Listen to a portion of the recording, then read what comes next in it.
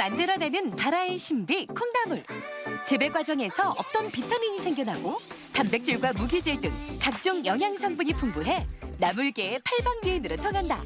또한 저렴한 가격 덕분에 사시사철 어떤 요리든 약박의 감초처럼 활용되며 한국인의 밥상에서 빼놓을 수 없는 식재료가 바로 콩나물인데, 오늘 건강밥상에서는 국민 식재료 콩나물과 함께한다.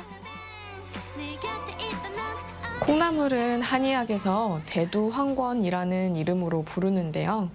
한의학적으로 몸속의 열을 날려주고 불필요하게 정체된 수분을 소변으로 배출시켜 제거해주는 효능이 있습니다. 이런 효능 덕분에 콩나물은 감기나 해장에 적합합니다. 그 외에도 콩나물은 비타민 C와 섬유소가 풍부한데요. 특히 비타민 C는 같은 양의 사과보다 3배나 많은 양을 함유하고 있습니다. 콩나물을 고를 때는 머리와 줄기가 적당히 통통하고 노란색을 띠며 검은 반점이 없는 것을 골라야 한다. 뜨거운 콩나물 요리는 가라. 콩나물로 차려낸 아삭한 맛 첫 번째는 무더운 여름 속까지 시원하게 해주는 콩나물 냉국. 이어서 뜻밖의 조합으로 기막힌 맛을 완성한다. 콩나물과 당면이 환상의 궁합을 이루는 콩나물 잡채도 만들어보자. 더운 여름 시원한 냉국만큼 좋은 국은 없죠? 보통 콩나물 하면 따뜻하게 드시는데요. 오늘은 이 좋은 콩나물을 이용하여 시원한 콩나물 냉국을 끓여볼 겁니다. 같이 만들어 보시죠. 콩나물 머리 부분에는 비타민 B1이 많고 뿌리에는 아스파라긴산이 풍부하게 들어있다. 특히 아스파라긴산은 알코올 분해로 생기는 독성 물질을 없애 숙취 해소에 효과적이다. 오늘의 첫 번째 요리인 콩나물 냉국. 먼저 맑은 물에 잘 씻은 콩나물을 다듬어 주는데, 콩나물 냉국을 만들 때는 뿌리 부분이 질겨지는 만큼 미리 제거해준다. 예전에는 가족끼리 둥글게 앉아서 콩나물 머리도 따고 꼬리도 많이 땄잖아요. 근데 이 콩나물 꼬리에 아스파라긴산이 많습니다. 그래서 해장국을 끓이거나 보통 국을 끓이실 때는 꼬리까지 쓰시면 더 좋습니다. 이어서 냉국의 필수 재료 오이도 준비하자. 더운 여름 수분 보충의 제격인 오이는 특유의 아삭한 식감과 시원한 맛을 위해 껍질 부분만 활용한다. 잘라놓은 껍질은 가늘게 채를 썰어놓고 홍고초도 준비해 송송 썰어준 다음 식감을 살리기 위해 찬물에 담갔다가 건져놓는다.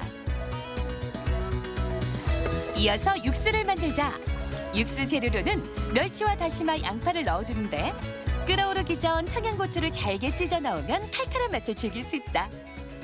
청양고추를 끓기 전에 마지막에 한번 부셔 넣으시면 되는데요. 1개를 넣으시면 칼칼한 맛이 나고 2개를 넣으면 매콤하답니다. 하지만 아이들이 있는 집은 안 넣으셔도 좋겠죠? 육수의 감칠맛을 내준 건더기는 건져내고 국물만 남긴 후 국간장과 소금, 맛술을 넣어 간을 해준다. 그런 다음 오늘의 주인공 콩나물을 넣어주는데, 비린 맛이 없도록 계속 뚜껑을 열어둔 채 끓인다. 2분 정도 지나면 콩나물을 건져내고 육수와 콩나물을 모두 차갑게 식혀준다.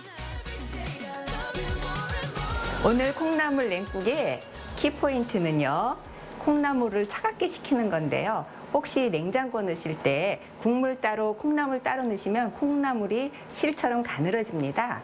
콩나물에 국물을 자작자작 부어서 같이 냉장고에 두셔야지 마르지 않습니다. 그릇에 콩나물과 오이를 담고 국물을 부어준다. 그리고 홍고추를 마지막에 올려주면 시원한 콩나물 냉국 완성! 더운 여름날 먹는 시원한 여름별미 콩나물 냉국. 육수의 깊은 맛과 매콤 시원한 맛이 어우러져 식탁에 청량감을 더해준다. 콩나물 하면 몸에 좋은 건 잘 아시는데요. 너무 흔해서 콩나물 무침이나 콩나물국, 그냥 일반적인 반찬으로 알고 있는데요. 오늘 콩나물을 이용하여 아주 근사한 일품 요리를 만들 겁니다. 콩나물 잡채 같이 만들어 보시죠. 콩나물에 풍부하게 들어있는 비타민C는 우리 몸의 면역 기능을 높여준다. 또한 콩나물에는 칼륨이 많이 들어있어 나트륨을 배출해 고혈압 예방에 효과적이다. 오늘의 두 번째 요리인 콩나물 잡채. 먼저 콩나물을 손질해주는데 잡채용 콩나물은 깔끔한 맛을 위해 머리와 뿌리를 제거해준다. 이어서 물이 끓기 시작하면 콩나물을 넣고 무르지 않도록 빠른 시간 내에 데친 다음 건져낸다. 오늘 콩나물 잡채에 들어가는 콩나물은 대가리를 따고 사용하였습니다. 대가리를 따면 좀 깔끔한 맛이 나는데요. 혹시 복잡하신 경우에는 그냥 쓰셔도 가능하고요. 콩나물은 가능하면 그날 사와서 쓰시는 게 훨씬 좋습니다. 오이는 돌려깎기를 한 다음 껍질 부분만 채로 썰어준다. 그리고 대파와 고추도 채로 썰고 느타리 버섯은 가늘게 찢어 넣는다. 돼지고기 안심도 준비해 길게 채를 썰어준 다음 마늘과 간장을 넣고 버무려가며 밑간을 해준다.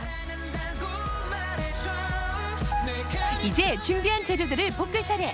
재료 고유의 맛을 살리기 위해 느타리 버섯을 시작으로 대파와 오이, 고추, 돼지고기를 따로따로 볶아준다. 오늘 콩나물 잡채는 제가 조금 맛을 위해서 손이 많이 가지만 일일이 하나하나 볶았습니다. 혹시 이게 귀찮으신 경우나 아니면 다이어트를 생각하실 때는요. 두꺼운 냄비에 콩나물 밑에 깔고 여기 오늘 나온 재료를 다 놓으시고 은근하게 하셔서 그다음에 마지막에 양념을 부어서 섞어도 맛있는 콩나물 잡채가 됩니다. 잡채하면 빠질 수 없는 필수 재료 당면도 준비하자. 끓는 물에 당면을 넣고 삶아준 다음 찬물에 헹궈 물기를 없애준다. 이어서 간장과 설탕, 다진 마늘, 깨를 넣고 잘 저어가며 양념장을 만들어 놓는다. 이제 모든 재료를 혼합하는 일만 남았다. 그릇에 콩나물과 당면 그리고 볶은 채소를 넣고 양념장을 부은 후 골고루 섞어준다.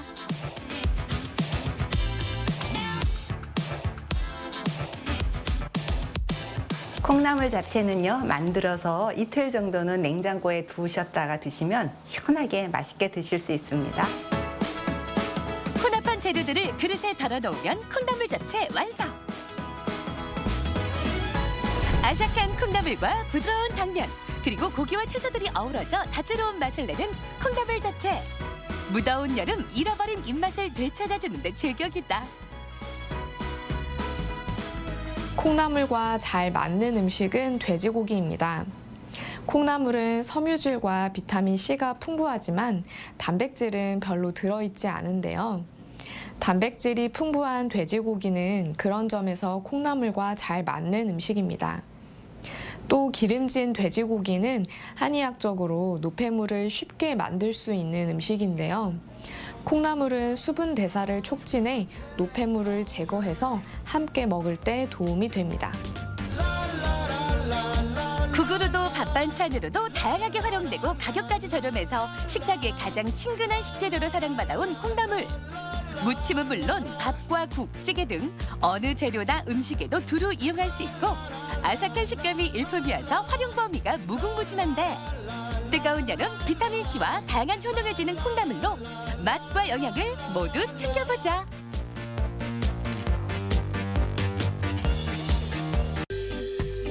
건강 플러스 인사드립니다. 안녕하세요. 김경섭입니다. 안녕하세요. 임보라입니다. 나이가 들수록 기초 대사량이 줄면서 살이 찌기가 쉽습니다. 이럴 때 우리가 나이살이라고 부르기도 하는데 한 번 찐 살이 잘 빠지지 않는다면 나이살을 의심해 볼 필요가 있습니다. 네. 이럴 때 이 꾸준한 운동을 통해서 체중 감량이 필요한데 이것도 중요하지만 이 적절한 영양소를 함께 섭취하면은 빠른 효과를 기대할 수 있다고 하죠. 그렇습니다. 체중을 감량하는데 가장 도움이 되는 영양소 중 하나가 바로 비타민 B군인데요. 비타민 B는 우리 몸속에 있는 탄수화물, 지방의 대사 과정에 관여해서 체지방을 태우는 데 도움을 준다고 합니다. 대표적으로 비타민 B가 많이 들어있는 음식 중에는 연어, 우유, 달걀, 시금치, 고구마 등이 있으니까요. 이런 점들을 꼭 기억하시면 좋겠네요. 그래요. 이 칼슘은 지방 흡수를 방해하는 동시에 지방 대사를 촉진하는 만큼 체중 감량에 꼭 필요한 영양소라고 합니다. 우유, 치즈, 요구르트, 그리고 뼈째 먹는 생선에 많이 들어있다고 하니까 평소에 체중 감량을 위해서 이런 영양소도 골고루 섭취하시면 더욱 좋겠습니다.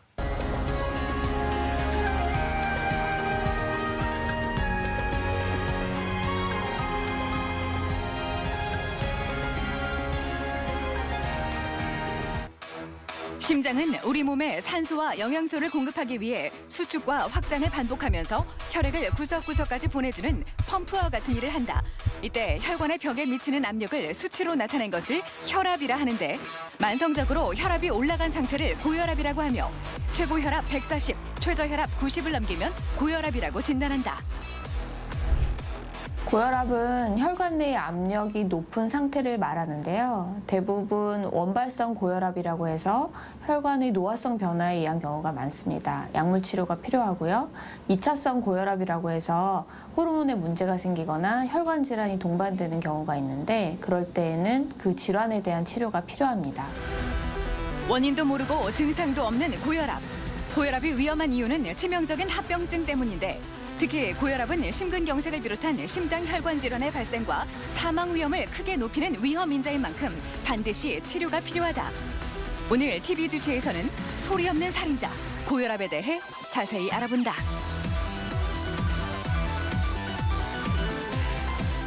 이 고혈압은 겨울철에 더 위험한 질환으로 알려져 있는데 이 고혈압이 있는 분들 여름철도 안전한 계절이 아닙니다. 바로 폭염 때문이라고 하죠. 그렇습니다.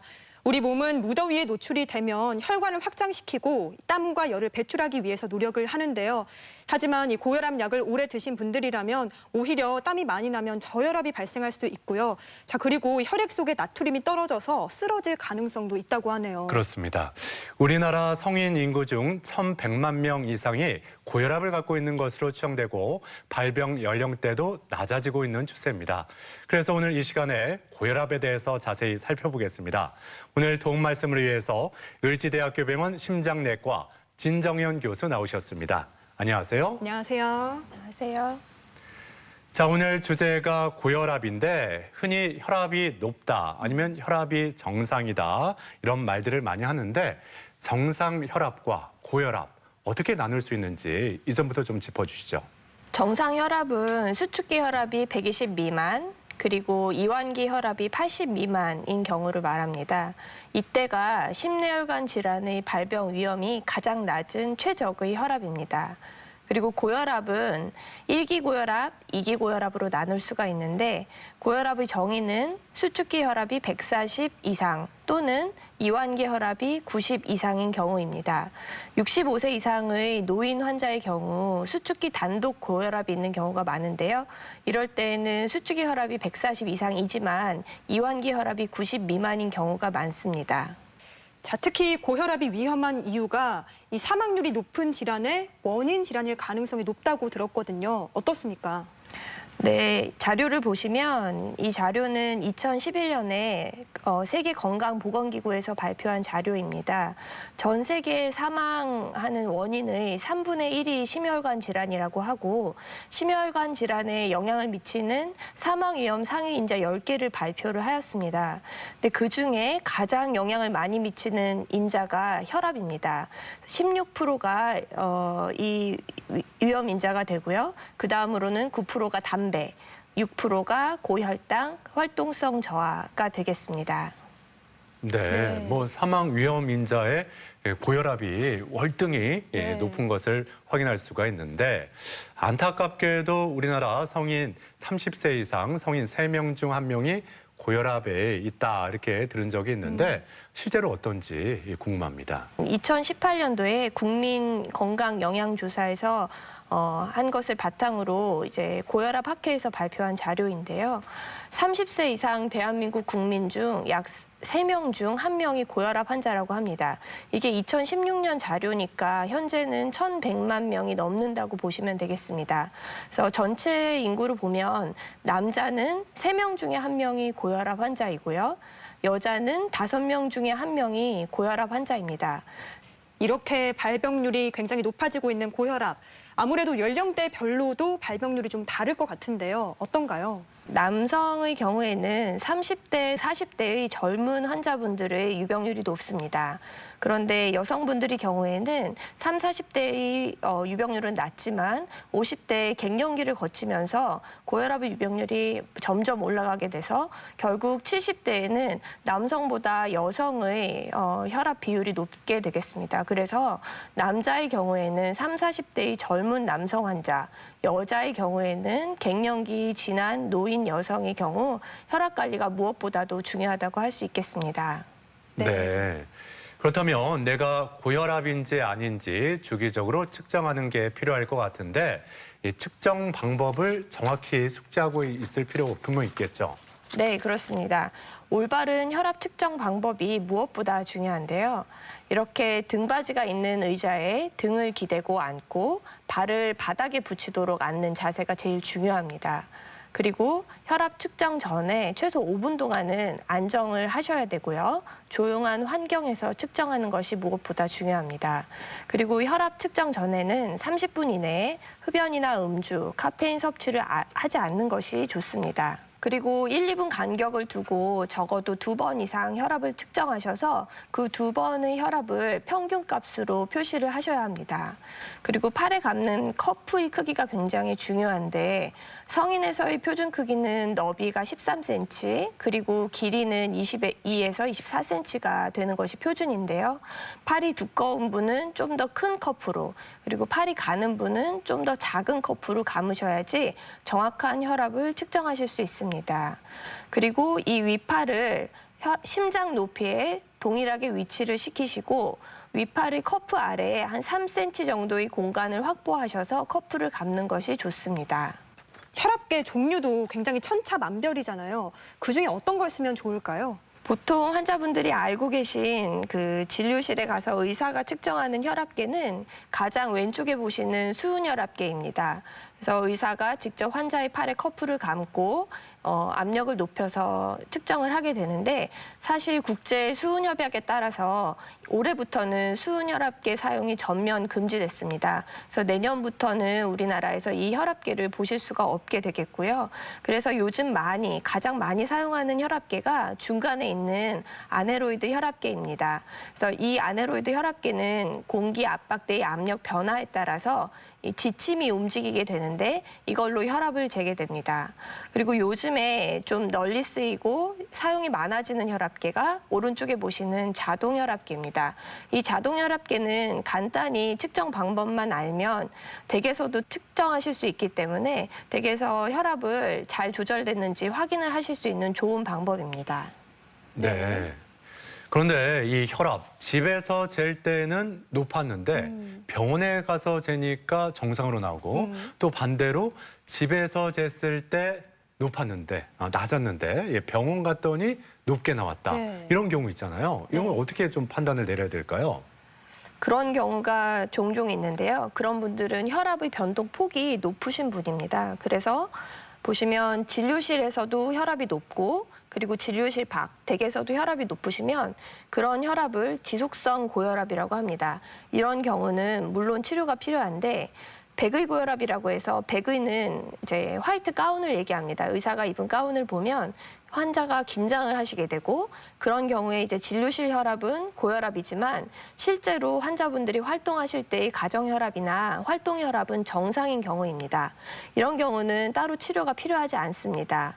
하지만 가면 고혈압이라고 해서 진료실 혈압은 정상인데 실제로 활동하실 때의 가정 혈압이나 주간 활동 혈압이 높으신 경우가 있습니다. 이런 경우는 고혈압 약물 치료를 하시는 분들에서 많은데 고혈압 약을 드시고 이제 병원에 한두 시간 내에 오시게 되면 혈압이 정상이지만 실제로는 댁에서 혈압이 조절되지 않는 경우로 이런 경우에는 혈압약 증량이나 변경이 필요한 경우라고 할 수 있겠습니다. 자, 말씀해 주신 것처럼 이 백이 고혈압보다는 가면 고혈압이 훨씬 더 위험한 것 같은데요. 좀 더 자세히 설명을 해주시죠. 백의 고혈압의 경우에는 진료실 혈압만 살짝 높을 때를 얘기를 하는데 이런 경우는 정상 혈압에 비해서 그렇게 사망률이 증가하지 않습니다. 그래서 따로 치료가 필요 없는데요. 하지만 지속성 고혈압은 관리하지 않으면 정상인보다 사망률이 1.8배 증가하게 되고 실제로 생활에서 혈압이 높은 가벼운 고혈압은 지속성 고혈압보다 약 2배 정도 사망률이 증가하게 됩니다. 그래서 더 철저한 관리가 필요하게 되겠습니다. 자, 건강 플러스 오늘 이렇게 고혈압에 대해서 알아보고 있는데 그럼 병원에 직접 찾아가서 환자들의 이야기를 들어보고 고혈압의 진단과 치료법에 대해서 살펴보겠습니다. 화면으로 함께 만나보시죠. 고혈압은 자각 증상이 없어 진단받더라도 쉽게 생각하는 경우가 많다. 하지만 혈압이 높은 상태가 지속되면 각종 장기에 손상을 일으킬 수 있는데 심장의 경우 혈관의 압력이 높을수록 더 많은 힘을 필요로 하게 돼 이로 인해 심장에 무리가 가면서 심부전이 나타날 수 있다. 또한 고혈압은 신장이나 눈을 비롯해 전신에 걸쳐 다양한 합병증을 일으킬 수 있다. 오늘 병원에 어떻게 오셨나요? 제가 지금 한 달 정도 됐는데 아침에 일어나면 머리가 무겁고 뒷목이 좀 뻐근하거든요. 아까 자동 혈압계로 재신 혈압이 얼마나 나오셨어요? 예, 위에 혈압은 160 나왔고요. 네. 아래 혈압은 100 나왔어요. 아, 네. 혹시 술, 담배 하시나요? 담배는 하루에 한 갑 정도 피고 있고요. 네. 술은 일주일에 소주 한 병 기준으로 2번 정도 먹고 있습니다. 고혈압의 90% 이상은 원인을 알 수 없는 본태성 고혈압에 해당되며 5에서 10%가 원인이 명확한 2차성 고혈압으로 분류된다. 고혈압을 일으킬 수 있는 위험 인자로는 여러 가지 요인들이 복합적으로 작용하는데 유전적인 요인이나 고령, 비만이나 짜게 먹는 식습관 등이 위험 인자에 속한다. 이분은 전에 고혈압 진단을 받지 않으신 분이고 최근에 고혈압이 의심이 되시는 분입니다. 그래서 일단은 고혈압 진단을 제대로 하는 것이 중요해서 가정혈압이나 24시간 고혈압 검사를 권유를 드릴 예정이고 혈액 검사, 심전도, 가슴 X선 검사, 소변 검사를 해서 고혈압 합병증이 있는지 검사를 할 예정입니다. 고혈압은 반드시 혈압을 재서 진단해야 한다. 그런데 혈압은 상황이나 장소에 따라 일시적으로 높아지거나 낮아지는 특징이 있어 잴 때마다 혈압 수치가 다르게 측정될 수 있다. 따라서 혈압을 한 번 재서 판단하기는 어려우며 2번 이상 측정해 평균 값으로 진단하게 되는데 고혈압으로 진단되면 합병증의 발생 여부를 확인하기 위해 혈액 검사를 시행해야 한다. 요즘에 집에서 혈압 재시면 얼마나 나오세요? 한 130 전후로 해서 왔다 갔다 하는 것 같아요. 90 전후하고. 혈압약은 언제 드세요? 아침에 일어나서 30분 안에 먹으려고 하고 있거든요. 네. 예. 요즘에 운동은 어떻게 하세요? 이제 코로나 때문에 운동을 어디 가서 하기가 참 힘들어서 사실은 못 하고 있어요. 고혈압은 합병증이 생기기 전에는 뚜렷한 증상이 나타나지 않는다. 다만 혈압이 올라갈 때 머리가 무겁거나 숨이 차오르고 두통이나 이명, 현기증 등의 증상이 나타날 수 있다. 이 환자분은 처음에 신부전으로 방문을 하신 분이고 지금 약물 치료로 신부전이 많이 호전되신 상태입니다. 이 환자분의 신부전의 원인은 고혈압으로 인한 것으로 생각이 되고 지금 혈압 관리, 당뇨 관리, 고지혈증 관리를 하시면서 심장 기능이 정상으로 회복이 되셨습니다. 그래서 앞으로 꾸준한 약물 치료가 필요하실 것으로 생각이 됩니다. 고혈압은 발견 즉시 적극적으로 치료해야 합병증으로의 진행을 막을 수 있다. 치료법은 크게 비약물요법과 약물요법으로 구분하는데 초기라면 음식과 생활습관 개선으로 혈압을 내릴 수 있다. 하지만 생활습관의 변화만으로 혈압이 조절되지 못할 경우 약물을 복용해야 한다. 또한 고혈압이 중증이거나 합병증을 동반할 경우 처음부터 약물요법을 시작할 수 있다. 머리부터 발끝까지 혈관이 안 가는 데가 없습니다. 그래서 머리 같은 경우는 이제 고혈압으로 인해서 뇌졸중 그리고 뇌출혈이 유발이 되고 그다음에 심장 쪽으로는 심근경색, 콩팥 쪽으로는 이제 만성 콩팥 질환이 생길 수가 있고요. 눈에도 이제 망막에 영향을 줄 수가 있습니다. 그런 경우에는 합병증이 이미 발생하게 되면 이미 치료를 해도 늦습니다. 그래서 조기에 진단을 받으시고 치료를 하는 것이 고혈압 치료에서 무엇보다 중요합니다. 성인 3명 중 1명이 앓고 있을 만큼 흔한 질환인 고혈압. 하지만 고혈압은 흔하다고 해서 만만한 질환이 아니며 평소에 경각심을 갖고 적극적으로 대비하는 것이 중요한데 가정 혈압을 통해 자신의 혈압 상태를 체크하고 식습관 조절과 꾸준한 운동이 병행된다면 고혈압은 물론 미래의 심각한 후유증으로부터 우리 자신을 보호할 수 있음을 기억하자. 네, 병원을 찾아가서 환자들의 이야기를 들어보고 고혈압에 대해서 자세히 살펴봤습니다. 그런데 이 혈압이라는 게 때에 따라서 일시적으로 높아졌다가 낮아지는 특징이 있잖아요. 그렇죠. 그렇다면 가정에서 이 혈압을 재는 방법 어떤 게 정확한지 이 점도 궁금하네요. 네, 아까 말씀드렸듯이 단순히 지속성 고혈압만 있는 것이 아니라 백의 고혈압이 있고 또 가면 고혈압이 있습니다. 그래서 이것을 진단하고 예후를 예측하기 위해 집에서, 가정에서 혈압을 측정하실 것을 요즘 굉장히 중요하게 생각하고 있습니다. 아래 보시는 이런 그림과 같이 커플을 감고 자동으로 전자로 재는 혈압계를 구입하는 것이 좋겠습니다. 가정에서 혈압을 측정하시는 방법은 검증된 위팔 자동 혈압계를 사용하시고 측정 시간은 아침에 일어나셔서 기상 후 1시간 이내에 아침에 소변을 보신 다음에 아침 식사를 하시기 전에, 그리고 만약에 고혈압약을 드신다고 하면 고혈압약 복용 전에 앉은 자세에서 최소한 한 1, 2분 정도 안정 후에 측정하시는 것이 중요하고요. 저녁에는 저녁 드시기 전이나 잠자리에 들기 전에 똑같이 앉은 자세에서 최소 1, 2분 안정하시고 측정하는 것이 중요합니다. 그리고 그 이외에는 본인이 측정이 필요하다고 판단되실 때에 안정 자세에서 추가로 측정을 하시면 되겠습니다. 2번 이상을 재셔서 평균을 내시는 것이 중요하고요. 처음 고혈압을 진단할 때는 적어도 일주일 동안 혈압을 재셔서 정말 고혈압이 맞는지 평가를 하고 약물 치료를 고려하시는 것이 중요하고, 치료 결과를 평가할 때에는 가능한 한 오랜 기간 동안 측정을 하는 것이 중요해서 외래 진료를 하시기 전에는 적어도 일주일 전 정도의 가정 혈압을 측정해서 오시면 치료에 많은 도움이 됩니다. 그래서 어떤 것을 적어 오시면 되냐면 혈압을 측정하신 날짜, 시간, 수축기 최고 혈압, 이완기 최저 혈압, 그리고 맥박수, 그리고 어느 쪽 팔에서 측정했는지를 적어 오시면 되는데요. 사람들마다 오른쪽 팔과 왼쪽 팔, 혈압이 높은 팔이 다릅니다. 그래서 대부분의 환자는 오른쪽 팔이 약 10 정도 높은 특징을 갖고 있는데 두 팔을 다 재보시고 나중에는 높은 쪽 팔에서 측정을 하시면 되겠습니다. 이 각각의 측정 방법에 따른 진단 기준, 고혈압 진단 기준을 알고 있는 것도 좋을 것 같거든요. 예. 네, 그렇게 댁에서 측정하신 가정 혈압의 진단 기준은 보통 알고 계시는 140에 90이 아닙니다. 가정 혈압은 안정된 상태에서 측정을 하시기 때문에 수축기 혈압은 5가 낮아서 135가 되겠고 이완기 혈압도 5가 낮아서 85가 되겠습니다. 그래서 가정에서 측정하신 혈압이 135 또는 85 이상으로 측정이 계속된다고 하면 고혈압으로 진단을 할 수가 있고요. 그리고 혈압의 변동폭이 높거나 아니면 고혈압을 처음 진단할 때, 그리고 혈압약을 먹다가 혈압 조절이 잘 안 될 때 24시간 활동 혈압을 체크를 하게 되는데요. 자동 혈압계를 달고 30분마다 혈압을 측정하게 됩니다. 그래서 평균 혈압을 130에 80 이상이면 이때는 고혈압이라고 진단을 할 수가 있고, 밤에는 정상인의 경우에 10에서 20% 정도 혈압이 감량을 하기 때문에 야간 평균 혈압은 120에 70 이상일 때, 그리고 주간 평균 혈압은 135에 85 이상일 때 고혈압으로 진단을 할 수가 있습니다. 자, 이렇게 진단을 했는데 고혈압에 해당이 된다면 그 후에는 어떤 점을 살펴보는 게 좋을까요? 고혈압으로 진단을 받거나 아니면 고혈압 위험성이 있다고 해서 진료실에 오시는 환자분들이 있습니다. 이런 환자분들을 볼 때 단순히 혈압만 저희가 보지 않습니다. 이 환자의 고혈압의 원인이 무엇인지를 먼저 평가를 하는데요.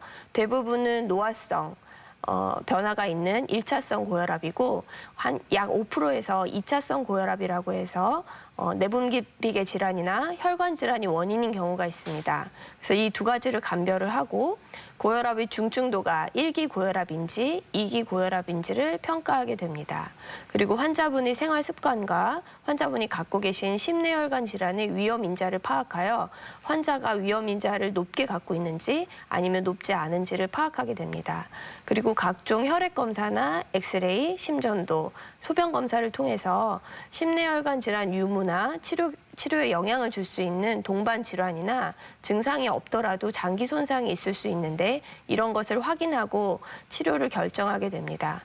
그리고 이런 결과를 종합해서 환자별 심내혈관 질환 발생 위험도를 판정해서 고위험 환자의 경우에 적극적으로 혈압약 치료를 고려하게 됩니다. 네. 이 고혈압 환자는 여러 합병증이 동반될 수 있어서 위험한데 앞서 잠깐 언급하신 대로 특히 심뇌혈관 질환을 유의해야 된다. 이렇게 많이들 알고 계실 겁니다.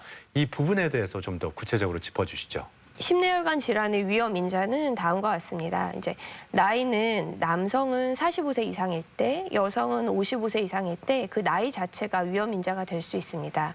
그리고 조기 심뇌혈관 질환 가족력이라고 해서 부모님이나 형제 자매가 이 남자의 경우 55세 미만, 여자의 경우 65세 미만에서 심뇌혈관 질환을 앓은 가족력이 있다고 하면 그것도 위험 인자가 되겠습니다. 그리고 흡연, 그리고 비만, 특히 복부 비만, 그리고 이상 지질 혈증, 그리고 공복 혈당 장애, 당뇨병 이런 것들이 심뇌혈관 질환의 위험 인자가 되겠고요. 환자분들마다 이런 위험 인자를 몇 개를 갖고 있는지에 따라서 고혈압 전 단계, 1기 고혈압, 2기 고혈압 환자의 위험도를 나누어서 평가를 합니다. 그래서 위험 인자가 3개 이상 있으시거나 당뇨병이 있으시거나 이런 검사를 통한 무증상 장기 손상이 있으시거나 심내혈관 질환이 임상적으로 있는 경우 그리고 만성 콩팥병이 있으신 경우는 저희가 고위험군이라고 판단을 해서 적극적인 혈압 관리를 시작하게 되겠습니다. 자, 이번에는 원인을 좀 짚어보도록 하겠습니다. 대부분의 고혈압은 원인이 없지만 5% 정도는 명확하게 원인이 있는 고혈압이 있다고요. 네, 그렇습니다. 보통의 고혈압은 이제 혈관의 노화성 변화 때문에 생기는 1차성 고혈압입니다. 옛날에는 본태성 고혈압이라고도 말을 했는데요. 그거 이외에 2차성 고혈압이라는 것이 있습니다. 2차성 고혈압은 흔하진 않습니다. 전체 고혈압의 5% 정도인데요. 이렇게 나이나 병력, 신체 진찰을 해봤을 때 뭔가 1차성 고혈압에 맞지가 않는 경우 의사가 의심을 할 수가 있고 그리고 혈압이 약물 치료에 잘 반응을 하지 않을 때 그리고 잘 조절되던 혈압이 뚜렷한 이유 없이 상승할 때 그리고 고혈압이 갑자기 발생할 때 의심을 할 수가 있습니다. 이럴 때에는 약물 치료를 하는 것이 아니라 그 질환에 대한 치료를 하는 것이 무엇보다 중요합니다. 그렇군요. 예. 자, 그렇다면 이 고혈압 진단을 받았을 때 뭐 2차성 고혈압은 앞서 말씀하신 대로 원인이 되는 질환을 없애면 되는데 1차성 고혈압일 경우에 혈압을 낮춰야 되잖아요. 네. 뭐 어느 정도까지 낮추는 게 또 필요한지 이 점도 말씀해 주시죠.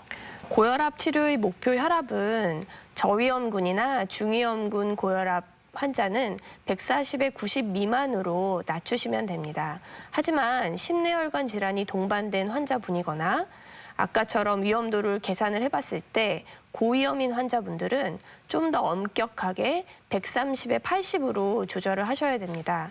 그래서 혈압약을 드시고 나서 혈압이 낮아지게 되는데 수축기 혈압이 100 미만 그리고 이완기 혈압이 70 미만으로 감소할 경우에는 환자분이 어지러우시거나 심한 경우 실신을 하실 수가 있습니다. 이런 경우에는 사망률이 올라가게 될 수가 있고 특히 대동맥 기시부에 있는 심장에 피를 공급하는 관상동맥 질환의 위험성이 증가할 수가 있습니다. 그래서 특히 노인 환자나 당뇨병 환자 여러 가지 관상 동맥 질환을 갖고 있는 환자, 심비대가 동반된 환자 등에서는 특히 이완기 혈압을 70 미만으로 낮추지 않도록 주의해야 합니다.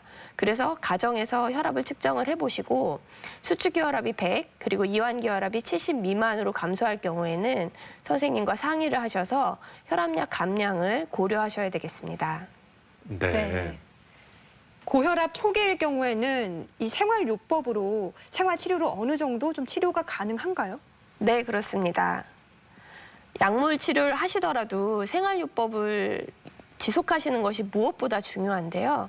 특히 주위혈압 환자나 고혈압 전 단계의 환자의 경우에도 고혈압으로 약물 치료를 하지 않으셔도 생활요법을 시행하는 것이 굉장히 중요합니다. 그래서 이렇게 좋은 생활 습관을 갖고 계시면 고혈압 약을 1개 정도 먹는 혈압 강화 효과를 누리실 수가 있습니다.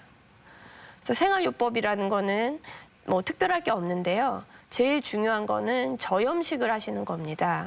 그래서 소금 섭취를 제한해야 되는데 하루에 6g, 1티스푼 이하로 드실 것을 권유를 합니다. 절주, 하루 허용량이 남자의 경우에는 맥주는 1병, 그리고 소주는 3분의 1 정도 드시면 되겠고 여자는 반 정도로 드실 것을 권유를 합니다.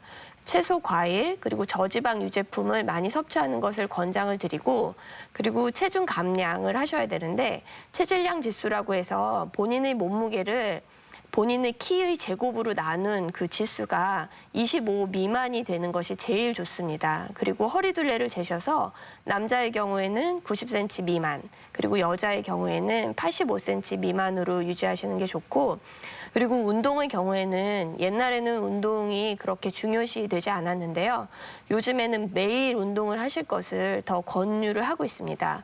그리고 금연은 꼭 유지를 하시는 것이 좋겠습니다. 혈압 관리에 좋은 다이어트를 대쉬 다이어트라고 하는데요. 이 대쉬 다이어트는 일반 식사보다 불포화 지방이나 지방의 총량의 섭취를 줄이고 칼륨, 칼슘, 마그네슘, 식이섬유 그리고 단백질 섭취를 늘린 식단입니다.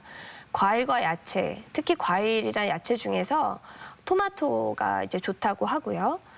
견과류는 아몬드나 호두 같은 견과류, 말린 그런 견과류를 소금이나 말린 과일이 첨가되지 않은 날 것으로 이렇게 드시는 것이 좋습니다. 그리고 곡류는 정제되지 않은 잡곡을 위주로 드시는 게 좋고요. 현미, 보리, 오트밀 같은 것들을 추천을 합니다. 그리고 생선도 고혈압 관리 굉장히 중요한데요. 등푸른 생선을 드시는 것이 좋고 고기는 기름기 없는 것이 좋고요. 그중에서도 가금류, 닭이나 오리 같은 고기를 섭취하는 것이 좋겠습니다. 네. 뭐 이렇게 다양하게 생활요법을 소개해 주셨는데 결국 이 생활요법으로도 혈압 조절이 안 된다면 약을 드시는 수밖에 없을까요? 네, 그래서 이렇게 생활요법으로 혈압을 관리를 하셨는데도 가정에서 재신 혈압이 135에 85 이상이 나온다고 하시면 이제 진료실에 오셔서 고혈압 약을 드실 것을 고려를 하셔야 됩니다.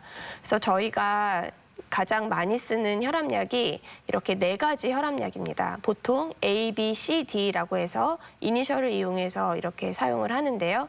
요즘에 가장 많이 쓰는 혈압약이 AC 억제제 또는 안지오텐신 차단제입니다. 이 젊은 분들한테 많이 처방을 하게 되고요. 그래서 이런 각종 이 4가지 약제의 적응증과 금기사항이 있는데요. 이런 안지오텐신 차단제는 신부전 환자나 당뇨가 있거나 그리고 콩팥이 안 좋은 환자한테 굉장히 좋습니다. 단순히 혈압만 떨어뜨리는 것이 아니라 심장 질환도 호전시키고 당뇨에 의한 합병증, 특히 콩팥 합병증을 예방하는 효과가 있거든요. 하지만 이 약을 임산부가 먹게 된다고 하면 태아 기형을 유발할 수가 있습니다. 그래서 특히 젊은 여성, 특히 가임기 여성한테는 이런 약을 처방하지 않고 그리고 베타 차단제는 협심증이나 심근경색 같은 심장 질환이 있는 환자에게서 매우 좋은 약인데 천식 환자나 심한 섬액이 있는 환자에게서는 금기 사항이 되겠습니다. 칼슘 차단제는 노인 고혈압의 특효약이 되겠는데요. 그리고 이뇨제는 신부전 환자나 노인 환자에게서 적극적으로 사용을 권유를 하는데요.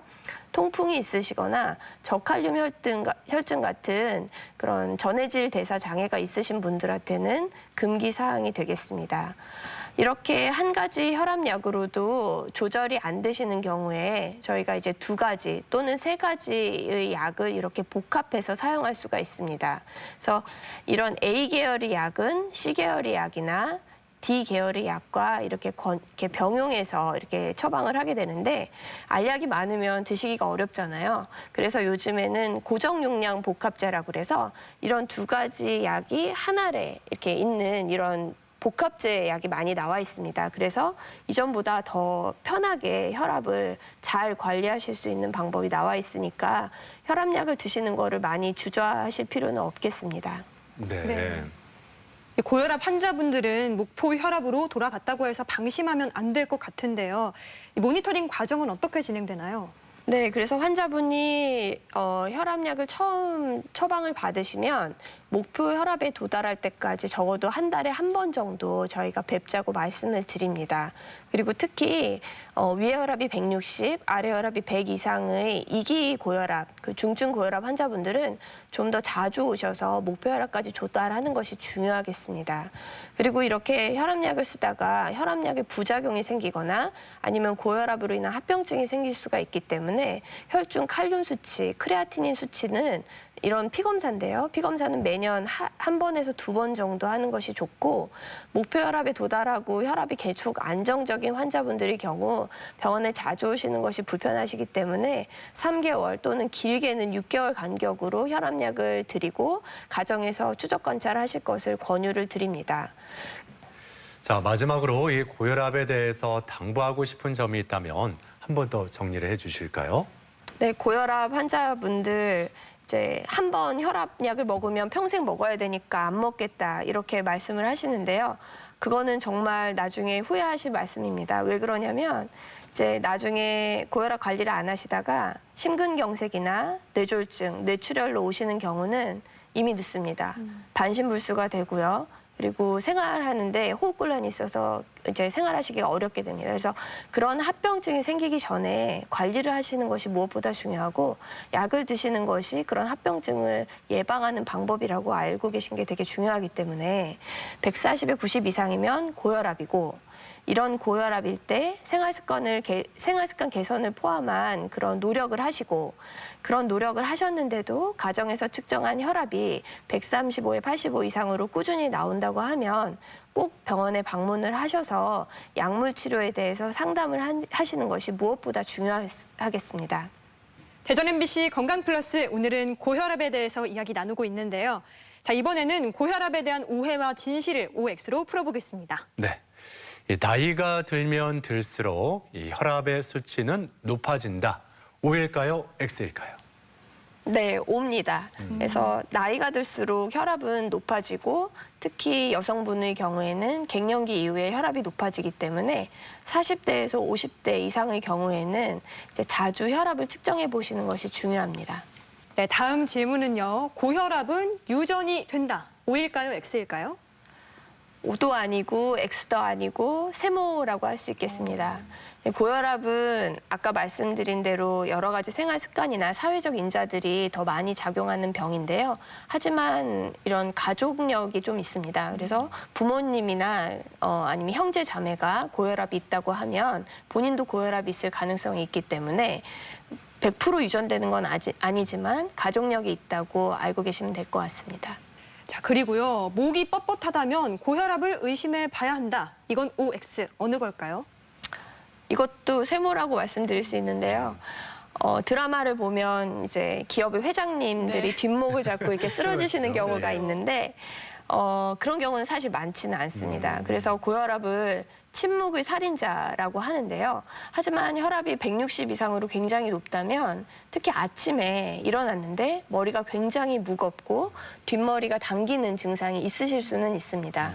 그래서 그런 증상이 있으실 때는 혈압을 측정을 해보시고 병원에 방문하시는 것이 좋겠습니다. 네, 이렇게 고혈압에 대한 오해와 진실을 OX로 풀어봤고요. 계속해서 시청자 여러분의 궁금증도 하나씩 풀어보겠습니다. 혹시 혈압약을 한번 먹으면 계속 먹어야 하나요? 네, 앞서 이 부분에 대해서 언급을 해주셨는데 다시 한번 확인해 볼까요? 고혈압 약을 한번 먹으면 계속 먹어야 되는지 이 점을 좀 짚어주시죠. 꼭 그렇지는 않습니다. 아까 말씀하신 대로 생활습관 조절을 잘 하시면 혈압약 하나를 먹는 효과가 있기 때문에 생활습관 조절만으로도 혈압 관리를 잘 하실 수가 있습니다. 하지만 생활습관 조절로 고혈압이 떨어지지 않는다고 하면 꼭 약물 치료를 유지하셔야 됩니다. 그리고 임의로 이렇게 줄이기보다는 꼭 의사 선생님의 처방에 따라 줄일 필요가 있는 거죠. 네, 지금 드시고 있는 약이 어떤 약인지 아셔야 되고 단순히 하나를 약을 먹어서 반으로 잘라서 드시는 경우가 있는데 그 혈압약 하나에 한 가지 성분이 아니라 두세 가지 성분이 같이 들어있는 경우도 있고 자르면 안 되는 약도 있습니다. 서서히 방출되게 이렇게 약 캡슐로 나와 있는 약이 있기 때문에 그렇게 임의로 잘라서 드시거나 이렇게 감량해서 드시는 거는 좀 위험한 선택입니다. 저혈압이 고혈압보다 더 위험하다고 들었는데 사실인가요? 요즘은 저혈압 환자도 굉장히 많은데요. 저혈압이 고혈압보다 위험한가요? 그것도 꼭 그렇지는 않습니다. 어떤 급성 질환에 의해서 쇼크 상태가 돼서 쓰러지시는 경우 혈압이 떨어질 때는 그거는 초응급 상황입니다. 하지만 대부분 이제 저혈압이 위험하다고 말씀을 듣고 오시는 환자분들을 보면 대부분 정상 혈압인 경우가 많습니다. 그래서 120 미만, 80 미만이시면 일단 안심을 하셔도 되고요. 이제 하지만 고혈압 약을 드시는 경우에 100 미만, 70 미만으로 나오시는 경우는 너무 오버하게 조절이 되시는 경우이기 때문에 그런 경우는 주치 선생님이랑 상담을 하셔서 혈압약을 감량하는 것이 중요합니다. 그리고 이제 제가 많이 보게 되는 경우는 이제 젊은 여성분들이 저혈압이라고 오시는 경우가 많습니다. 그런데 젊은 여성분들 대부분 마르셨기 때문에 팔이 얇아서 일반 혈압계로 혈압을 재면 실제 혈압보다 더 낮게 측정이 됩니다. 그래서 이렇게 마르신 분들, 팔이 얇으신 분들은 조금 더 작은 혈압계나 소화용 혈압계로 측정을 하시는 것이 혈압을 정확하게 측정하시는 방법입니다. 자, 끝으로 고혈압에 대해서 꼭 기억해야 할 점 핵심을 요약해 주시면 좋을 것 같은데요. 고혈압은 네모다라고 한다면 이 네모를 어떻게 채워주시겠어요? 고혈압은 꾸준한 관리가 답입니다.